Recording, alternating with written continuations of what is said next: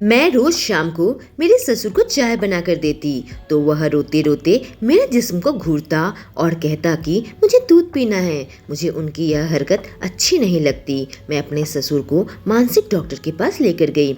एक रात में बीमार थी तो उन्होंने मुझे अजवाइन पानी पिला दिया, जिसे पीते ही मुझे गहरी नींद आ गई। पर रात को अचानक मेरी नींद खुल गई तो मेरी चीख निकल गई, क्योंकि मेरा नाम नीलम है। मेरी शादी एक ऐसे घर में तय हुई थी जहां ससुराल में मुझे अपने ससुर के साथ रहना था। मेरे पति दिल्ली में जॉब करते थे और मुझे अपने ससुराल मुरादाबाद में रहना था। इस वजह से मुझे यह रिश्ता पसंद नहीं था।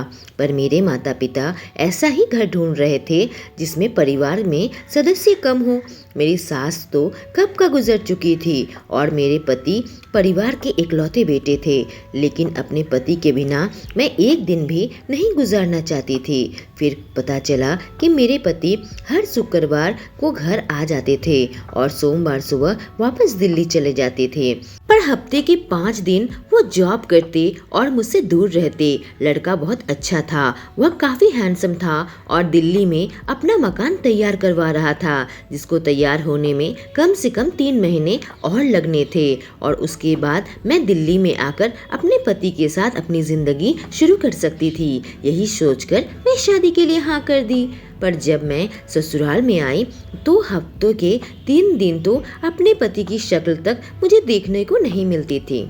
मुझे शुक्रवार का इंतजार रहता था जब रात को वह घर आते थे और फिर सोमवार सुबह सुबह निकल जाते थे और मैं अपने ससुर के साथ रह जाती थी। हमारा घर ऐसे बना हुआ था, ससुर के 2 कमरे और बाथरूम सेपरेट थे और हमारे 2 कमरे और बाथरूम सेपरेट थे। बीच में दरवाजा था जिसे मैं रात को लॉक कर देती थी और दोनों घर के बीचों बीच किचन बना हुआ था। मेरे पति कहते थे कि तुम्हें अगर अजीब लगे तो तुम दरवाजा बंद कर दिया करो, इसलिए ससुर के सो जाने के बाद मैं दरवाजा बंद करके रोज सो जाती थी। ससुराल में और कोई औरत नहीं थी तो शादी के बाद से ही मुझे घर और रसोई संभालना पड़ा था, क्योंकि मेरे ससुर बुजुर्ग इंसान हैं। हालांकि मेरे पति ने 1-2 दिन बाहर से नाश्ता मंगवाया था, पर मैंने उनसे कह दिया था कि मैं घर संभाल लूंगी। मेरे ससुर हमेशा मुझे बेटी बेटी कहकर बुलाते थे और बहुत ही प्यार से पेश आते थे। रोज शाम को मैं उनके लिए गर्मा गर्म चाय बनाकर देती थी, लेकिन वह मुझसे कहते थे चलो साथ में ही चाय पीते हैं बेटा। मुझे यही लगता था कि वह भी तो काफी अकेले हो गए हैं, इसी वजह से मैं उनके साथ बैठकर चाय पीने लगती थी। पर हैरत की बात यह हुई कि चाय पीते पीते वह रोने लगे और मेरी तरफ घूर घूर कर देखने लगे थे और उनकी नजरें मुझे सही नहीं लगी कि आखिर वह मुझे ऐसे क्यों देख रहे हैं। हूँ तो मैं उनकी बहू। उन्होंने मुझे कहा कि मुझे चाय नहीं बल्कि दूध पीना है और वह मेरी ओर इस तरह नजर गड़ाए हुए थे कि मेरी सांसें अटक गई थी। वह मेरे बिल्कुल पास आकर बैठ गए और मेरी सांस रुकने लगी थी और वह रोए जा रहे थे और एक ही बात कहे जा रहे थे कि मुझे दूध पीना है। उस वक्त चाय पीकर मैं अपने कमरे में आ गई थी, पर आज जो कुछ भी हुआ मुझे बिल्कुल भी सही नहीं लगी।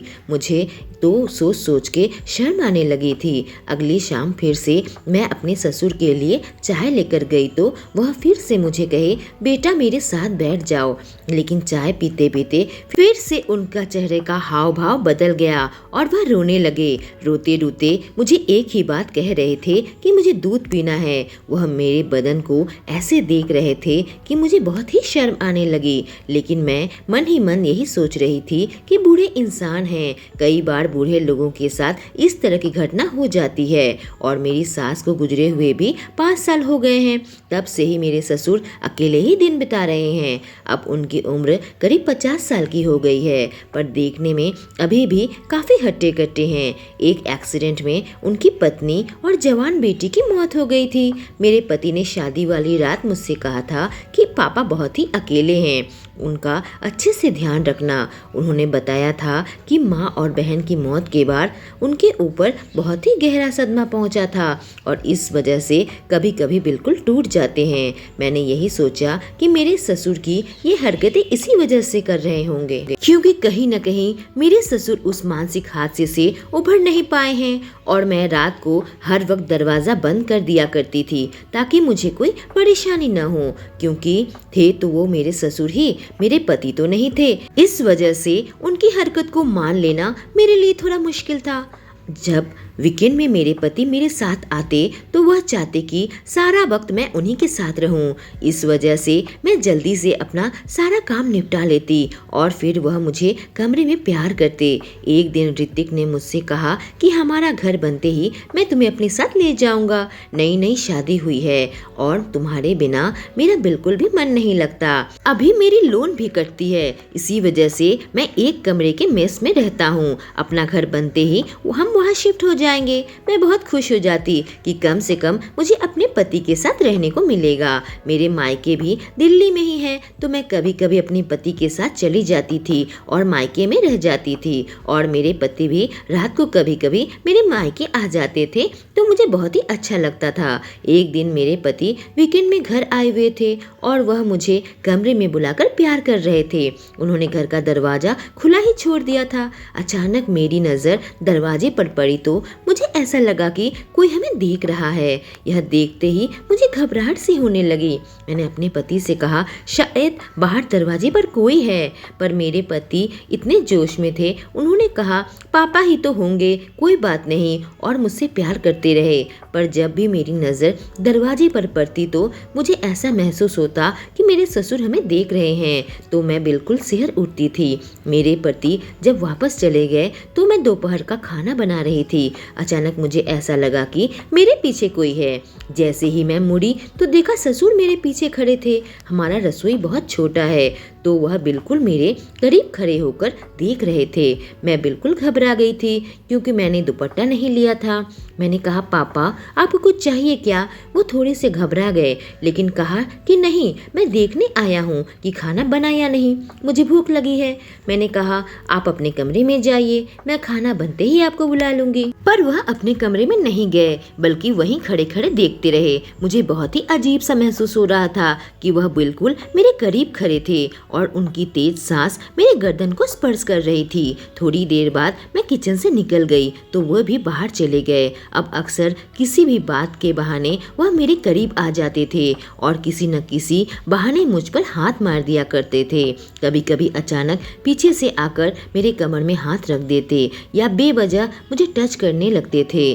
पर मैं तो उन्हें पिता समान ही मानती थी और वह भी मुझे हमेशा बेटी बेटी कहकर पुकारते थे, इसलिए मेरे दिमाग में कभी कोई गलत बात नहीं आई थी। साथ ही मुझे ऐसा लगता था कि उनकी मानसिक हालत शायद सही ना हो। लेकिन एक दिन ऐसी घटना हुई कि मेरे पैरों तले से ज़मीन निकल गई। उस दिन भी शाम को मैं और मेरे ससुर चाय पी रहे थे कि रोज की तरह वह रोने लगे और कहने लगे मुझे दूध पीना है और मैं उस दिन दूध ले आई। जानना चाहती थी वो क्या करते हैं। अचानक वो मुझे देखने लगे और दूध की गिलास भी। फिर मेरे एकदम करीब आकर बैठ गए और मेरे जिस्म को पकड़ लिया और कहा मुझे पिलाओ, मुझे दूध पीना है। मैं बिल्कुल घबरा गई और मेरी सांसें अटक गई। मुझे उनकी गंदी हरकत बिल्कुल रास न आई और मैं कमरे से निकलकर चली गई। मैंने अपने बेडरूम में जाकर दरवाज़ा बंद कर लिया और मेरी सांस तेज तेज चलने लगी। मैंने अपने पति को कॉल करके अपने नए घर के बारे में पूछा। उन्होंने कहा इस घर को तैयार होने में थोड़ा और वक्त लगेगा। मैंने कहा मैं दिल्ली शिफ्ट होना चाहती हूँ, यहाँ मेरा दम घुटता है। ऋतिक मुझसे बहुत प्यार करते थे। वह तुरंत पूछने लगे कि क्या हुआ, घर पर कुछ हुआ है क्या? तो मैंने उन्हें वह बात बता दी जो मेरे साथ हमेशा घट रही थी। मैंने कहा मुझे लगता है पापा को किसी तरह की मानसिक समस्या है, शायद इसी वजह से वह ऐसी हरकतें कर रहे हैं। मैं पढ़ी लिखी लड़की थी और ऐसी औरत नहीं थी कि अपने पिता समान ससुर पर शक करूं। और मुझे पता है कि जो इंसान किसी एक्सीडेंट में अपनी पत्नी और जवान बेटी को खो दे, कहीं ना कहीं दिमागी रूप से वो बीमार होता है। अगर वह मेरे साथ कुछ ऐसी वैसी हरकत कर रहे हैं तो शायद इसी वजह से कर रहे होंगे।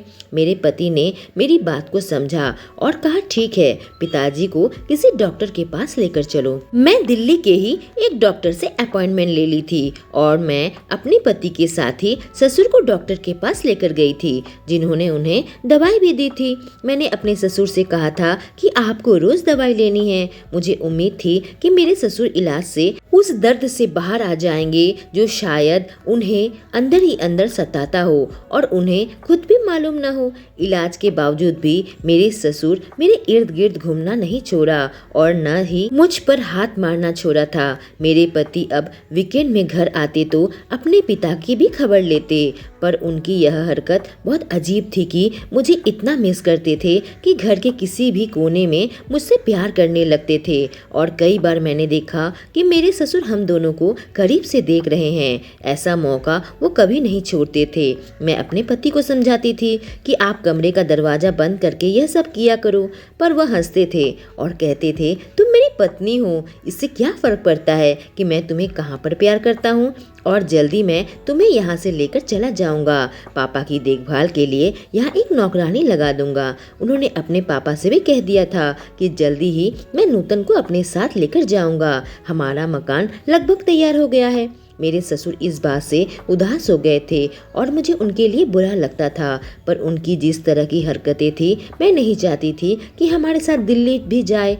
और ऐसे भी यहाँ हमारा इतना बड़ा अपना मकान है जिसकी देखरेख के लिए भी हमें कोई चाहिए। और ससुर जी के यहाँ अपनी 4 दुकानें भी थी जिसे उन्होंने किराए पर लगा रखा था, जिनसे उनकी अच्छी खासी कमाई हो जाती थी। उसके अलावा भी वह छोटे मोटे काम कर दिया करते थे। जब उनका मन होता था काम पर चले जाते थे और नहीं तो मेरे इर्द गिर्द घूमते रहते थे। मुंह से हमेशा वह मुझे बेटी बेटी ही कहते थे। मुझे लगता था कि वह मुझ में अपनी मरी हुई बेटी को ही देखते होंगे, पर मेरे पैरों तले से जमीन तब निकल गई जब एक रात मेरे पेट में बहुत तेज दर्द हो रहा था। मेरे ससुर दौड़े भागे मेरे पास आ गए थे। जब उन्होंने देखा कि मैं दर्द से तड़प रही हूँ तो मेरे लिए अजवाइन पानी बनाकर ले आए और कहा इसे पी लो, इसे पीकर तुम्हारे पेट का दर्द ठीक हो जाएगा।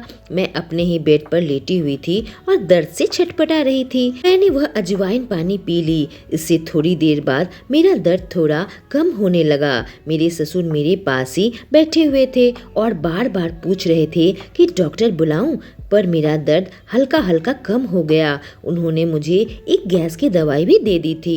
मुझे ये अच्छा लगा कि मेरे पिता की तरह वह मेरा ध्यान रख रहे थे। मैं उस दिन साड़ी पहन रखी थी और मेरे ससुर हल्के हाथों से मेरे पेट पर अपना हाथ फेर रहे थे। मेरी हालत उस वक्त ऐसी नहीं थी कि उन्हें कुछ बोल पाती, क्योंकि मुझे उनकी आंखों में परेशानी नजर आने लगी थी।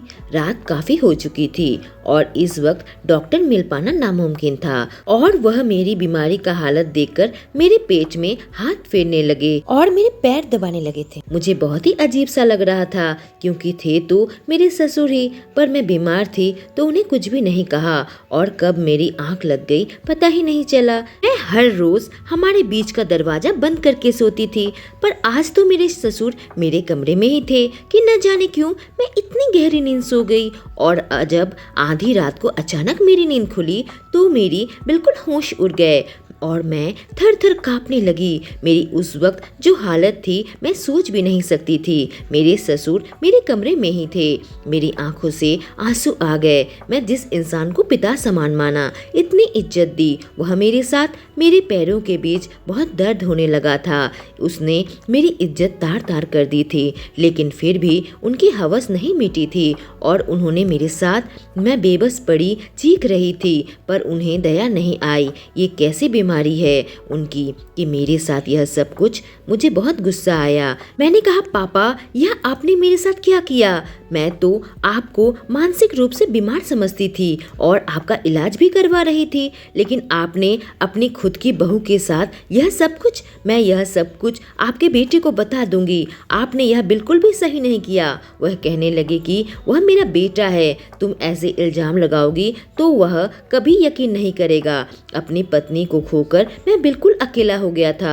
उधर मेरी जवान बेटी जो मुझे इतना प्यार करती थी मुझे छोड़कर चली गई। ऋतिक तो एक नकारा है, क्योंकि वह मुझसे दूर शहर में नौकरी करने चला गया और बस अपने काम पर ही ध्यान देता था, मुझ पर ध्यान नहीं देता था। यह वजह थी कि मैं अपने बेटे की शादी करवा दी ताकि घर पर बहू आ जाए। तुम जैसे ही घर पर आई थी तुम्हारी खूबसूरती देखकर मेरी नीयत तभी बिगड़ गई थी, इसीलिए मैं यह मानसिक बीमारी का बहाना बनाया। उस बहाने तुम्हें हाथ लगाने में बहुत मजा आता था। मैं उनकी बातों को सुनती जा रही थी और जोर जोर से रोती जा रही थी। मैंने कहा, आपने मेरे साथ ऐसा क्यों किया? आपको जरा भी शर्म नहीं आई? उन्होंने कहा, मैं तुम्हें और ऋतिक को हमेशा प्यार करते हुए देखा, तुम्हें पाने के लिए तड़पता रहता था, लेकिन तुम हर रात दरवाजा बंद करके सोती थी, जिस वजह से मैं रात को तुम्हारे करीब नहीं आ पाता था। इसलिए आज अजवाइन पानी में मैंने अपनी दवा मिला दी,